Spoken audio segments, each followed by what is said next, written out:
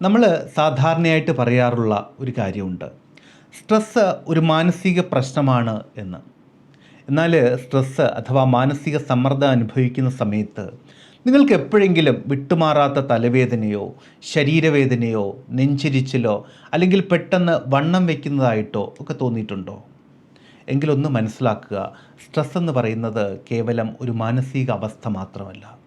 അത് നിങ്ങളുടെ തലച്ചോറ് മുതൽ കാൽനഖം വരെയുള്ള ഓരോ കോശങ്ങളെയും ദോഷകരമായിട്ട് ബാധിക്കുന്ന ഒരു ഗുരുതരമായ ശാരീരിക അവസ്ഥ കൂടിയാണ്. നമസ്കാരം, ഞാൻ അശോക് നാരായൺ. നമ്മൾ ഇന്ന് സംസാരിക്കാൻ പോകുന്നത് നമ്മുടെ ശരീരത്തിലെ നിശബ്ദനായ ഒരു വില്ലനെക്കുറിച്ചാണ്. കോർട്ടിസോൾ അഥവാ സ്ട്രെസ് ഹോർമോൺ. വിട്ടുമാറാത്ത മാനസിക സമ്മർദ്ദം കാരണം ഈ ഹോർമോൺ തുടർച്ചയായിട്ട് രക്തത്തിൽ കലരുമ്പോൾ അത് നമ്മുടെ ശരീരത്തിലെ ഓരോ അവയവങ്ങളെയും എങ്ങനെയാണ് നശിപ്പിക്കുന്നത് എന്നാണ് നമ്മളിന്ന് വളരെ ശാസ്ത്രീയമായിട്ട് പരിശോധിക്കാൻ പോകുന്നത്. വീഡിയോയിലേക്ക് കടക്കുന്നതിന് മുൻപ്, സ്ട്രെസ് ഉള്ള സമയത്ത് നിങ്ങൾക്ക് എന്തെല്ലാം ശാരീരിക ബുദ്ധിമുട്ടുകൾ അനുഭവപ്പെടാറുണ്ട് എന്ന് ഒന്ന് കമൻറ്റ് ചെയ്യും. എല്ലാവരും വളരെ നിർബന്ധമായിട്ടും അറിഞ്ഞിരിക്കേണ്ട ഒരു വിഷയമായതുകൊണ്ട് തന്നെ ഈ വീഡിയോ ഇപ്പോൾ തന്നെ ഒന്ന് ലൈക്ക് ചെയ്യുക.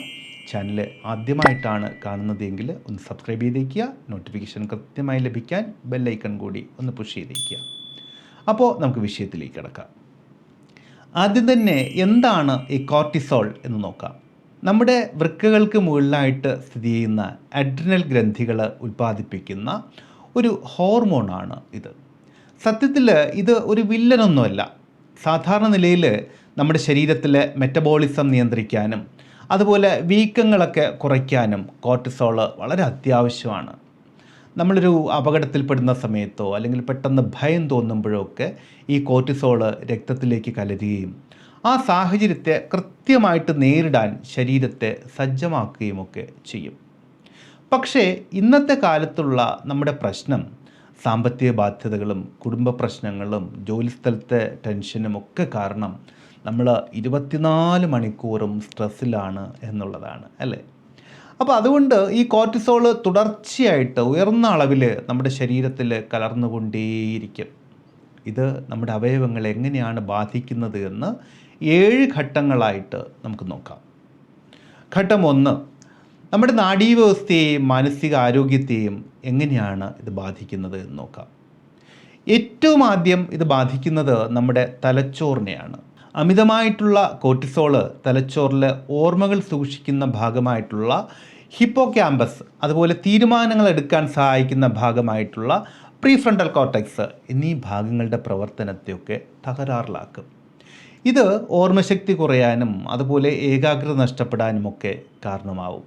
ഇതിനു പുറമേ നമുക്ക് സന്തോഷം തരുന്ന സെറോട്ടോണിൻ, ഡോപ്പമിൻ തുടങ്ങിയ ഹോർമോണുകളുടെ ഉൽപ്പാദനത്തെയും ഇത് കുറയ്ക്കും. അപ്പോൾ ഇത് കുറയ്ക്കുമ്പോൾ സ്വാഭാവികമായിട്ടും കടുത്ത ഉത്കണ്ഠയിലേക്കും വിഷാദത്തിലേക്കുമൊക്കെ നമ്മൾ നയിക്കപ്പെടും. 2, സ്ട്രെസ്സ് വരുമ്പോൾ ശരീരം വണ്ണം വയ്ക്കുന്നത് നിങ്ങൾ ശ്രദ്ധിച്ചിട്ടുണ്ടോ?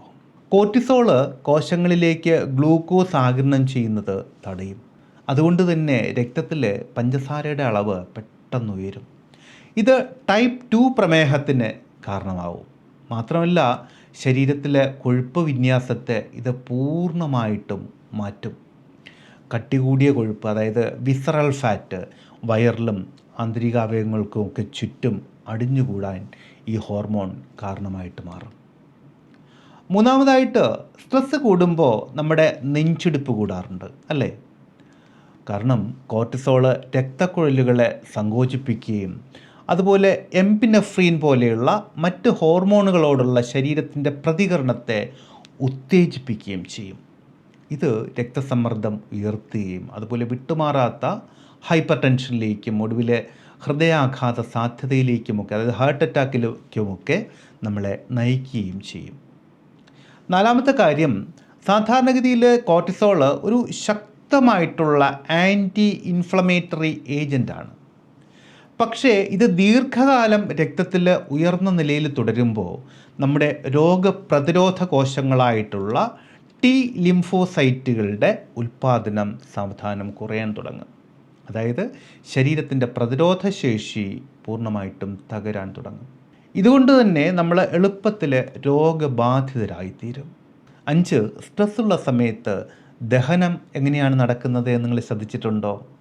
ദഹനം താരതമ്യേന അവതാളത്തിലാവും.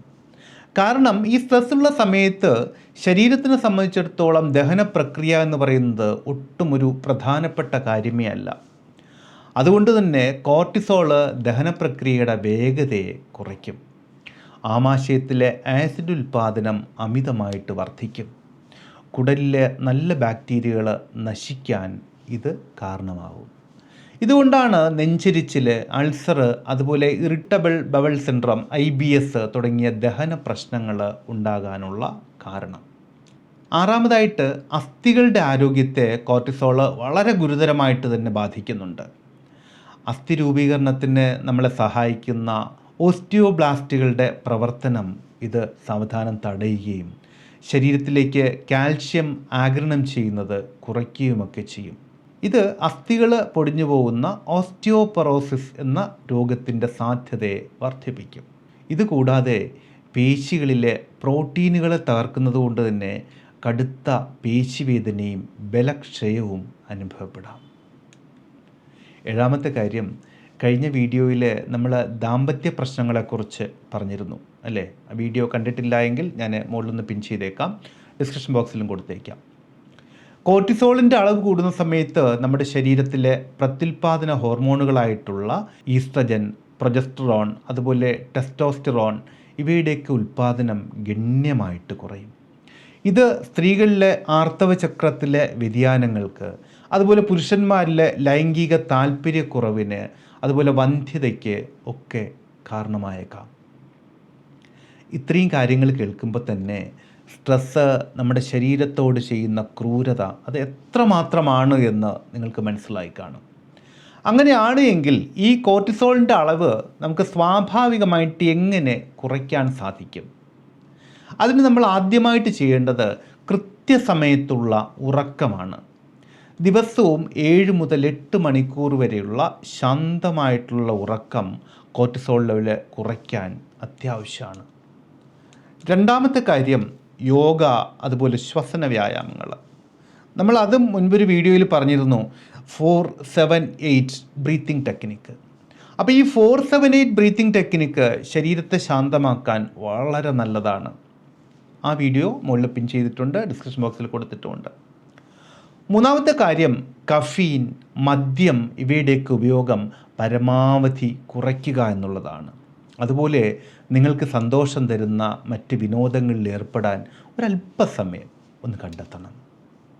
ഇതുകൂടാതെ ഉപബോധ മനസ്സിനെ ശാന്തമാക്കാനുള്ള പോസിറ്റീവ് സജഷനുകൾ, അതുപോലെ സെൽഫ് ഹിപ്നോസിസ്, മെഡിറ്റേഷൻ ഇതെല്ലാം ശരീരത്തിലെ ഹോർമോൺ വ്യതിയാനങ്ങളെ നിയന്ത്രിക്കാൻ വളരെ വലിയ രീതിയിൽ തന്നെ സഹായിക്കും. നിങ്ങളുടെ മാനസിക ആരോഗ്യത്തിന് എപ്പോഴും മുൻഗണന കൊടുക്കേണ്ടതുണ്ട്. കാരണം അത് തന്നെയാണ് നിങ്ങളുടെ ശാരീരിക ആരോഗ്യത്തിൻ്റെ അടിത്തറ എന്ന് പറയുന്നത്. വിട്ടുമാറാത്ത സ്ട്രെസ് കാരണം ഈ വിധത്തിൽ ശാരീരിക ബുദ്ധിമുട്ടുകളോ ഉത്കണ്ഠകളോ നിങ്ങൾ അനുഭവിക്കുന്നുണ്ട് എങ്കിൽ അത് ഒരു മാനസികാരോഗ്യ വിദഗ്ധൻ്റെ സഹായത്തോടെ മാറ്റിയെടുക്കാവുന്നതേയുള്ളൂ. ഒരു സൈക്കോളജിസ്റ്റിനെയോ അല്ലെങ്കിൽ ഒരു ഹിപ്നോതെറാപ്പിസ്റ്റിനെയോ കാണാൻ നിങ്ങൾ ഒരിക്കലും മടിക്കേണ്ടതില്ല. ഈ വിധത്തിലുള്ള കൺസൾട്ടേഷനുകൾക്ക് ആവശ്യമെങ്കിൽ നിങ്ങൾക്ക് എന്നെ സമീപിക്കാവുന്നതാണ്.